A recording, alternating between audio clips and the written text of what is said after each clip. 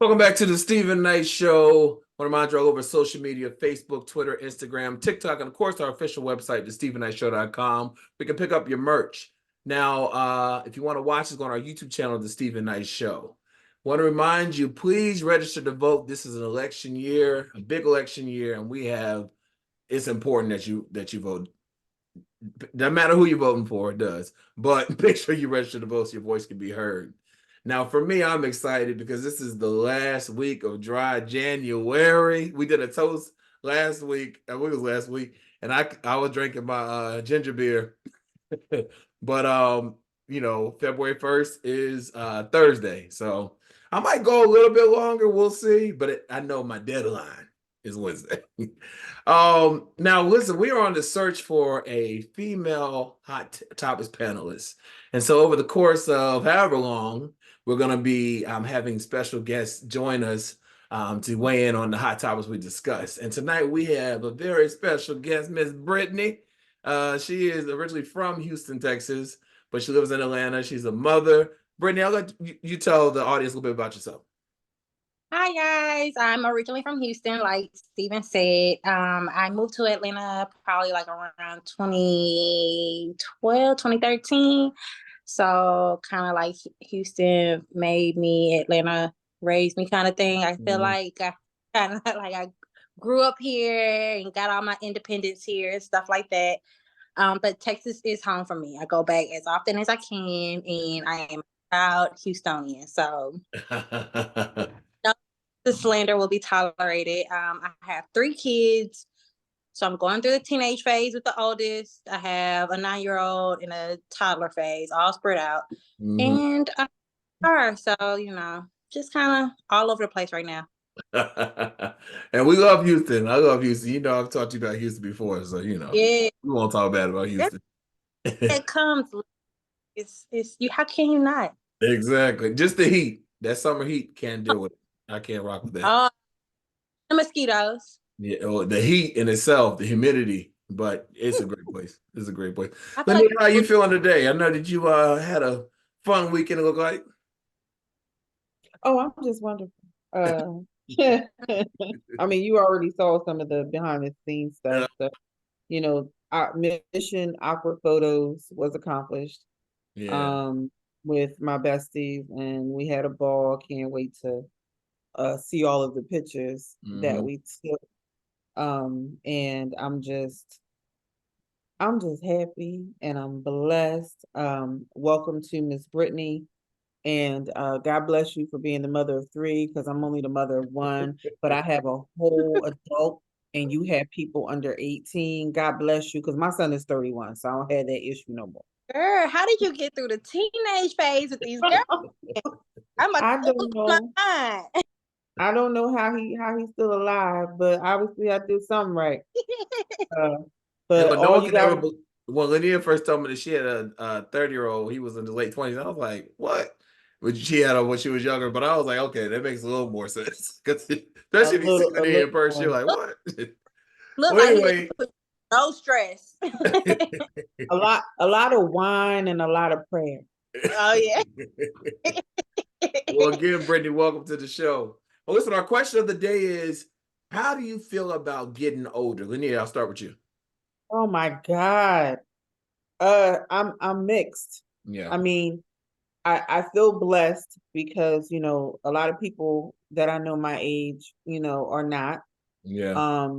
But at the same time, I don't have Megan knees no more. And I, these aches and pains, I don't know what it is. I don't know, because, I ain't back on my workout regimen, but that whole getting out the car or getting up and all you doing, all these noises that I never made before, just getting up out of a chair. I don't know if that's part of age or what, but I don't like it. It reminds me of an old person. Right. Exactly. But we strive to become those older people. We strive to become those elders. Yeah. So I'm like, I'm blessed. I'm grateful, just to, be where I'm at and in the position that I'm in. And I ain't gonna complain, Lord. I swear I ain't. Right. I just got some CBD rub and I'll just keep it moving. That's zero. I remember one day I woke up and my back was hurting, my lower back was hurting, my shoulder was hurting, and my knee was hurting. And all I did was go to sleep. But Brittany, how you feel about getting older?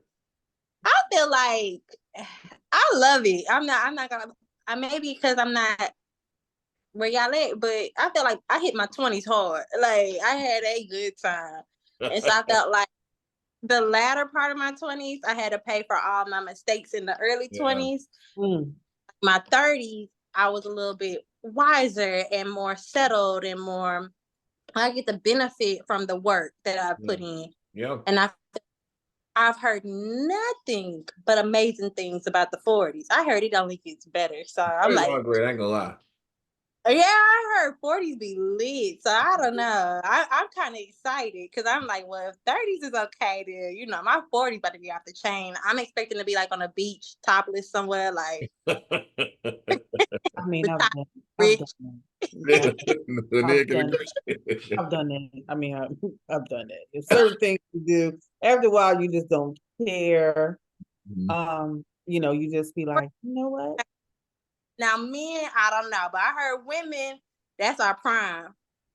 Yeah, I think for us, we hit certain strides, especially if you're keeping yourself up. We do hit certain strides around this time. I guess for me, because my son is older, this is when my son moved out, that was like a rebirth for me. And I guess this would be my the equivalent of this time right now, since we're years removed. He moved out when he was 20 and he's 31 now.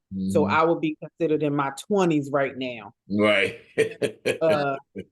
You know, for me, but I'm in a whole relationship, so I got to be in my 20s with my dude. Right. Yeah. So that's who I'm young. That's who I'm young with. That's who I'm dropping it like it's hot for.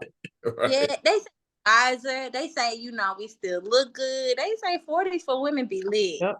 And they say the sex be better. So I mean, you know. Well, you look. So for me, I think physically, I hate it. But mentally, you know, what I used to always, for years, I lied about my age. And so I remember when I had my 30th birthday party, my Miss Parker, who used to be a host, you know, co-host on here, she was hosting it. I said, I don't want to see 30 nowhere. You get to a party, 30's everywhere. People are like, you're 30? So, but it really was my late 30s when I really stopped lying about it. Like people ask me how old I am now. I have no problem saying it, because I do think there is something about the work you do on yourself, and, you know, hopefully you're a little more financially stable and just wiser. So that part I do love, even the way that I can like not rock with somebody, but not be mad at them, no beef. It just, I know the person's not for me. I like that, because before I'm like, oh no, there's something wrong with the person, you know. But now it's just like, no, it's just different. It's just different. But it's important to stay physically fit, keep your health up, because that also contributes to your quality of life. But I'm gonna read some of the comments we got on Facebook. Someone said, I was never a fan of getting older, but beats the alternative of not getting older. That was from Jason. William says, I get lots of anxiety when I think about it. On one hand, I feel blessed because I've seen many people my age pass away or living in a major chronic health problems, whereas I have no health problems. But on the other hand, I know that it may not be able to that case forever. This is why I try to eat healthy and stay physically active and get my exercise in and keep in prayer. Melanie put, not the biggest fan of it, but it just means listening to your body more often and cutting out the bullshit that can cause stress, which makes aging harder on your face and body. Scott said, absolutely love it. I'm getting better as I get older. Can't we say this sucks overall, but I'm glad to still be alive. Donald says, depressing. Then this older gentleman, he posted on it. His wife, they're in their 60s or 70s. She's dealing with some major health issues. So he was just saying, you know, what he's going through. Marcel said, physically it sucks, but beyond grateful to still be kicking it. I do wish for it to slow down. Miss Parker put blessed. Alicia said it's a blessing. Some people said I'm enjoying it, loving, definitely getting better with age. Kimberly put that, and on and on. But tweet us at home and let us know what do you feel? How do you feel about aging? Stephen I Show SHO. All right, so hot topic. So a jury awarded $83.3 million to Eugene Carroll on Friday in a stinging and expensive rebuke to former President Donald Trump for his continual social media attacks against the longtime advice columnist over her claims that he sexually assaulted her in a Manhattan department store. Now, the award, coupled with a $5 million sexual assault and defamation verdict last year from another jury in the case brought by Carroll, raised $88.3 million, what Trump must pay her. Protesting vigorously, he said he would appeal. Now, Carroll, who's now 80, clutched her lawyer's hands and smiled as the 7-man, 2-woman anonymous jury delivered its verdict. Minutes later, she shared a weeping 3-way hug with her attorneys. She didn't make a comment, but through her publicist later on, she said this is a great victory for every woman who stands up stands up when she's been knocked down, and a huge defeat for every bully who has tried to keep a woman down. Now, Trump, he attended the trial. He didn't have to attend them, but he did attend the trials. He did storm out while Carroll's attorneys were doing their closing arguments. He returned when his attorney did, but also left for deliberations. But when he left, he said it's absolutely ridiculous and said the statement shortly after, the legal system is out of control and being used as a political weapon. So to put things in context, a lot of people thought that this trial was about whether or not he sexually assaulted Eugene Carroll.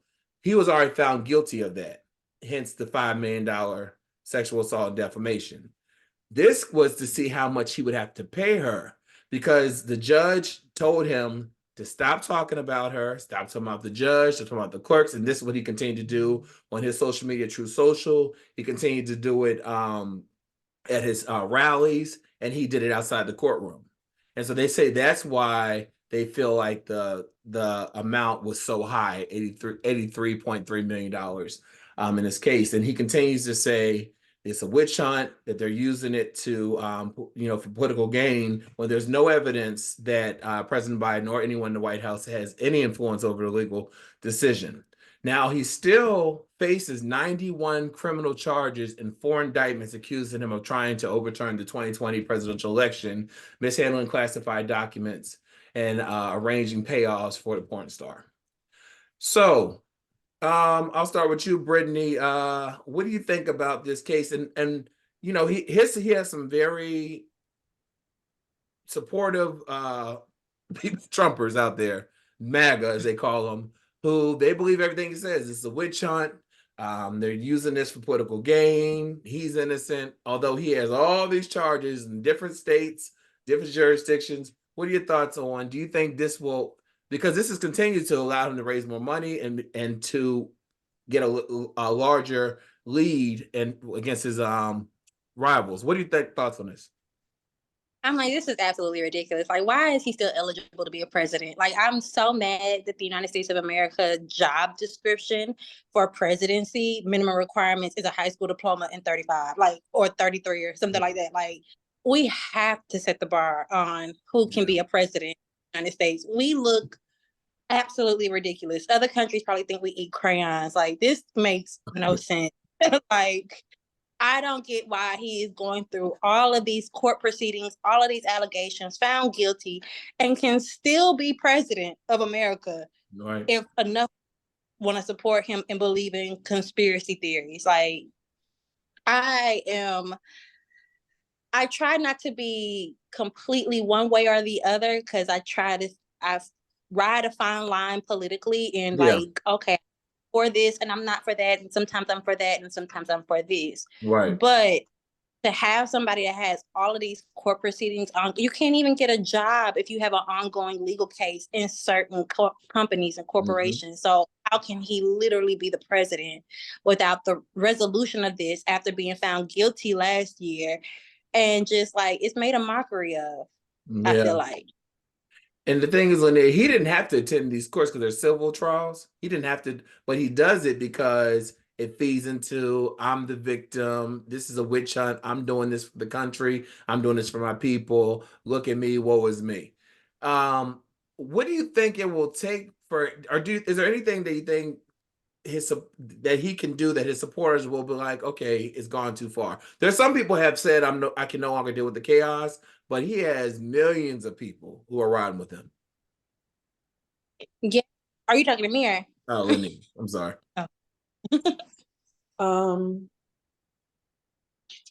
Stupid is stupid, right? And when stupid is stupid, you got to let stupid be stupid. And we're talking about someone who has the ego the size of the universe, Mm-hmm. who is a showman and a con artist, but a big baby. Right.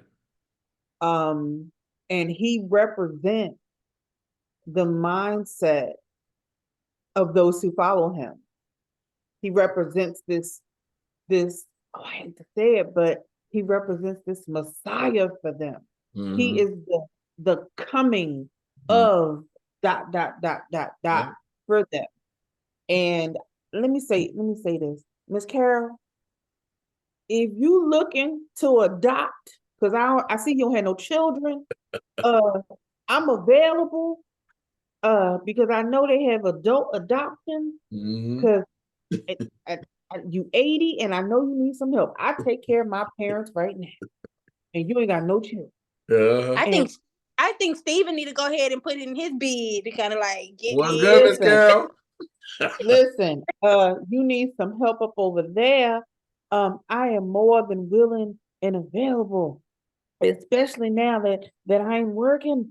So I would be more than happy to come in and assist you, on a contingency basis, because you need some help, honey. You need some help, and you need a good, strong Black woman to come on over there and help you out a little bit. But delusion is the word that comes to mind when it comes to Trump supporters, and the fact that I'm so upset, because it's one of the things that we haven't talked about. This whole thing with Miss Willis down in Atlanta. Oh, I don't know, but I when you going after something like that, you gotta make sure your yard is clean. Yeah. I hope it's true, but I'm just saying, because they coming after you for a specific reason, because they know that you can take him down. So you got to make sure that he's straight. Yeah. Because you need for this to happen, because they making it happen in other places. Right. And this was the strongest case against them. This is the strongest case against them. The strongest. Yeah. So I hope, I don't care, I hope that everything goes through, and at least maybe like 89 of the 91 counts he's found guilty of. That's it. Yeah. Real quick about say that, because I feel like we always, have to come overly qualified. Absolutely. Clean anything just to get some sort of justice, like for get heard, and it's so not fair. Yep. Well, they're saying, see with the case. What they're saying with that case with Fonnie Williams here in Atlanta, they're saying that the worst thing that can happen is she gets fired or she steps down. The case will still move forward. It'll just be delayed, which would happen after the election, which could cause chaos. Because that's what he wants. Right, exactly. If he gets elected, then he's untouchable. Right. Well, until he gets sworn in. It's harder, yeah. It would be harder, and then he wants to be able to change the law, right, to give immunity to to him. This ain't about other presidents. No. He wants to be able to give immunity to himself. Yeah. And just like all the Republicans are doing all these changes in these states. This is for a self-fulfilling prophecy. This ain't got nothing to do with the people. Exactly. Because they control the House or the Senate. Which one right now? They're controlling, so he would get the legislation passed, because they control majority in one of them. Yeah. And real quick about this last case with E. Jean Carroll, he keeps saying he's never met her. He doesn't know who she is. I don't know who that lady is, but they have a picture of him with her. And when they were deposing him, they showed him the picture and said, "Who is this woman?" And he got it mistaken with his ex-wife, his second wife. So he's saying, "I would never met. Look at her. Look at her. She's 80 now, but back in '96, you thought it was your ex-wife." So She looked just like Marla. Marla, exactly. She looked just like Marla. Right, right. Probably better back then. Yeah. And she's not a bad looking woman now. But she's doing a lot of press today. She's not a bad looking woman at 80. Yeah, back then, I think she probably looked better than Marla. Yeah, yeah. All right, well, Daryl George's suspension from school over his locks will finally be addressed in court. A judge has officially stated a trial date. This is your area, Houston, Brittany. According to reports, Jordan's been in forced hiatus since August 31st after Texas Barbers Hill High School officials suspended him. Their reason, his twist locks violated the dress code. Apparently, the school has a strict policy on hair length, which George locks exceed. Per People, Chambers County Judge Chap Chain set the trial date to begin February 22nd. Ruling came down past Wednesday. The upcoming legal dispute will determine whether the school has ostracized the team by violating the Crown Act. As you will probably recall, a new law which went into effect September 1st prohibits discrimination against different bases. Meanwhile, George remains suspended from school and cannot return to in-person class. Instead, he's in ISS, in school suspension. So David Bloom, he's the district spokesperson, remains adamant that unless George cuts his hair, he would stay in ISS. Now he can still continue, he could still graduate, but again, he wouldn't be able to be in class. And his mother spoke out and she said, "I have a son, an 18-year-old who wants to go to school, who wants to get his education, and y'all are messing with him. Why?" Now, Barbers Hill Superintendent Greg Poole has previously defended the district's policy. In a paid advertisement in the Houston Chronicle earlier this month, he asserted that the traditional dress code, contributes to safer and academic school environments. He said, "We will not lose sight of the main goal, high standards for our students, by bending the political pressure or responding to misinformed media reports. These entities have lesser goals than ultimately harm kids." Additionally, he believes that being an American requires conformity. Now, this is what George is saying about it. He said, "I love my hair. It's sacred. It's my strength. All I want to do is go to school and be a modest student. I'm being harassed by school officials and treated like a dog." This is your state and your city. What do you think about this? Because Texas, they're kind of behind in a lot of the laws as relates to some of the progressive laws, and the Crown Act really protects people from being discriminated against their hairstyles. What are your thoughts? Do you think that this young man will be able to come back in class, or do you think that Texas will ultimately not allow him to come back? Oh, I think that, okay, well, I have a disclaimer. As a Texan, we are taught that we are our own nation. If the United States would just let us succeed, we would be a great some of y'all nation. laws and with Abbott, go ahead. We are our own, and so we proceed as business as usual with that. But yeah. I honestly don't know one way or the other how this is going to go. I definitely think that Texas is a traditionally red state. Growing up in Texas, you are taught to not get pulled over in small cities because you will come up missing. It is definitely Blacks are the minority to whites, Asians, and Hispanics. So we get small, we're closer to the border. And I do not think that's one thing that attracted me about Atlanta. I used to live in DC for a little bit, or DMV area. Not as progressive. It's not as many of us. We are not as African American culture. It has changed though. Yeah. A lot of people from Atlanta have moved to Houston, but with as big as Texas is, I don't think it's enough to change the law that much. It's going to take a lot of work. So I don't know how this is going to work out. I think he got to pick. Elenia, part of the rule, the school code was the hair couldn't come past the ears. So he braided it up so that it wouldn't, and still, was punished for it. What do you think about Texas not acknowledging the Crown Act and this young man who wants to go to school having to attend in school suspension? So here we are again, having to be crucified for something that grows out of our head. Mm-hmm. I think it's ridiculous. And I say that and I call bullshit because I guarantee you there's a bunch of white girls in that school who have long hair, but it doesn't apply to them. It's probably a couple of white boys in there with some hair too, but it's always a fight when it comes to us, especially in states that are predominantly red. Mm-hmm. They really want to take us back to slavery, where we have no rights, and our people just really don't realize how serious it is with everything that's going on. And then to be a parent where your child he's actually a good student, and he's removed and he's put in school suspension, which is generally for problem children. Right. It's for And behavior. that's what it has to be. That's for behavioral type Mm-hmm. issues in school suspension. And that's where he has to be until the end of the school year, because I think he's a senior, right? Yeah.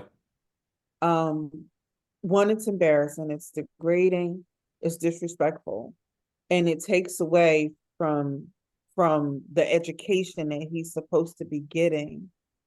I surely do hope that it turns out in his favor. I hope that Texas can become some form of a progressive type of state with certain things. I don't know who is Black down there that's fighting for us. Mm-hmm. So, I can't speak on that, but they need people down there. Now, I feel like their governor is definitely trying to be another Ron DeSantis, and I thought that he might not want to go that route because Florida is crashing and burning. Mm-hmm. So you might not want to take a page out of that playbook, because this is not going to end well for his political career. Mm-hmm. But when people are in power like that, they feel like they're untouchable, just like the Orange Agent. So Right. Not here the we are. Well, of Abbott, I learned this. I was today's years old when I learned how he got wheelchair bound. I didn't know that it was something that happened recently, like in recent years. I thought he was like that for a while, but it was, God don't like ugly. But we'll take a quick commercial break. When we come back, we're going to talk about Tiana Taylor's divorce to Aman Shupert, and Haley Bailey. She's clapping back at fans and says she's gaslighting about her pregnancy. And then Kim Burrell, she's going viral. Right back after this.